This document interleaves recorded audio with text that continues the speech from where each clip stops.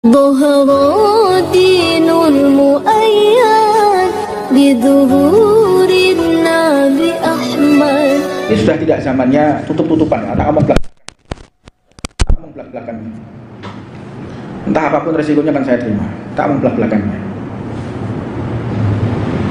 Sejak kapan habaib musuhannya misuh-misuh?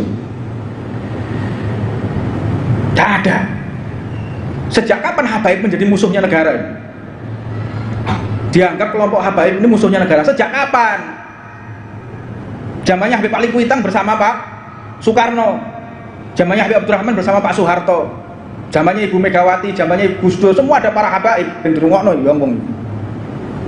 Zamannya Pak Jokowi terus demikian, para habaib merapat, mendukung, mendoakan, yang salah diluruskan.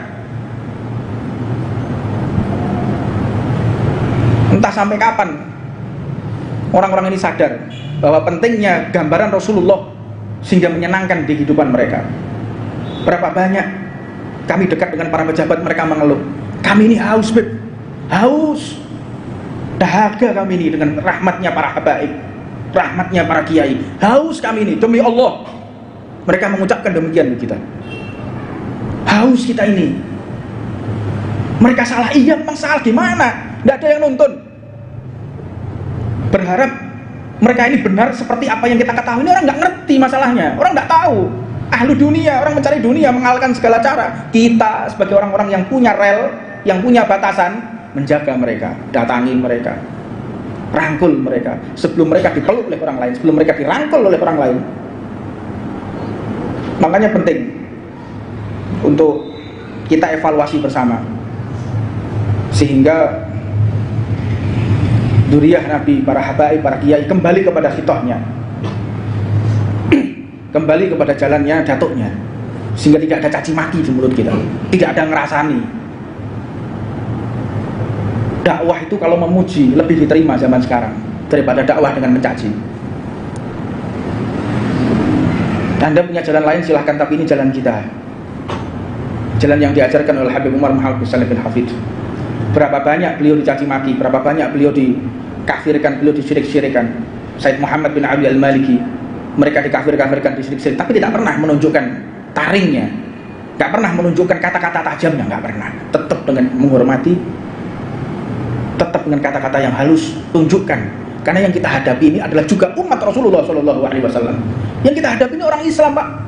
Pejabatnya ini Islam, bukan pejabat kafir yang harbi.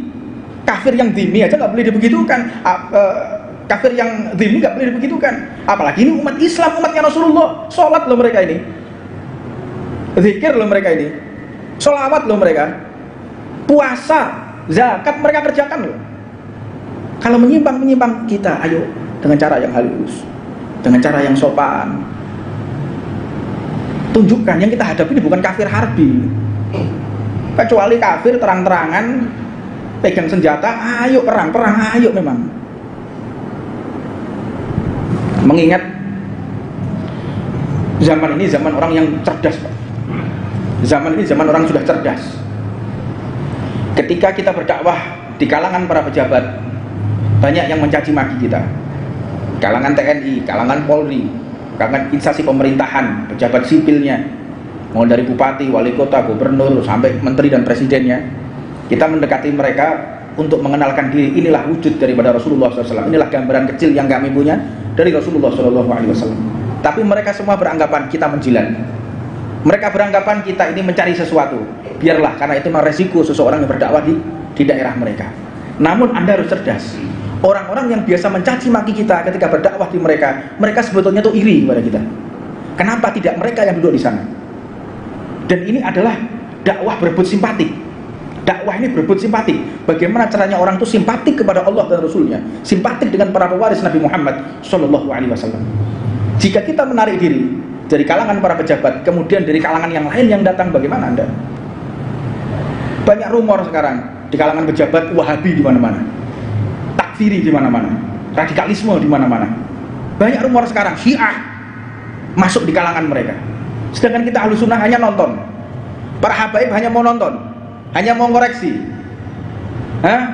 hanya mau ngoreksi, oh itu dekat dengan presiden, itu dekat dengan menteri, itu dekat dengan wali kota gubernur, pro rezim dolim. Syada, omongan apa ini? Ini omongan orang-orang yang hasut, iri, dengki. Kita jangan terpengaruh sama mereka. Nggak ada rezim dolim, nggak ada. Yang salah adalah kita para pendakwah, kenapa tidak bisa meluruskan jalan mereka. Ini thariqahnya Rasulullah SAW. Jika ada pejabat salah, salahkan diri kita para pendakwah. Jika ada umat bejat, salahkan diri kita. Jangan salahkan umat, jangan salahkan pejabat. Kenapa kita tidak bisa menggambarkan secara totalitas bagaimana gambaran Rasulullah SAW? Nabi Muhammad itu dikelilingi orang-orang dolim, Abu Jahal, Abu Lahab, wa ala alihi wa sahbihi ajmain. Sak bolol-bolol ini, sak kroni-kroninya, kejem-kejem, sadis. Tapi Nabi Muhammad tetap berdakwah, mengenalkan kepada Allah, mengenalkan kepada Rasulullah. Untuk mereka yang tidak ikut silahkan, tapi bagaimana Sayyidina Umar bin Khattab menjadi orang yang nomor 2 setelah Rasulullah SAW.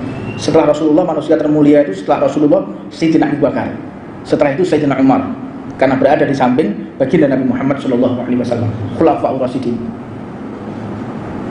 Asalnya bagaimana mereka? Ingin membunuh Nabi. Asalnya bagaimana mereka? Jauh dari Rasulullah. Yang cerdas, Sayyidina Ali bin Abi Thalib, beliau menjelaskan, ajari anak-anakmu sesuai dengan zamannya. Jangan kau ajari anak-anakmu sesuai dengan zamanmu, gak ketemu, tukaran.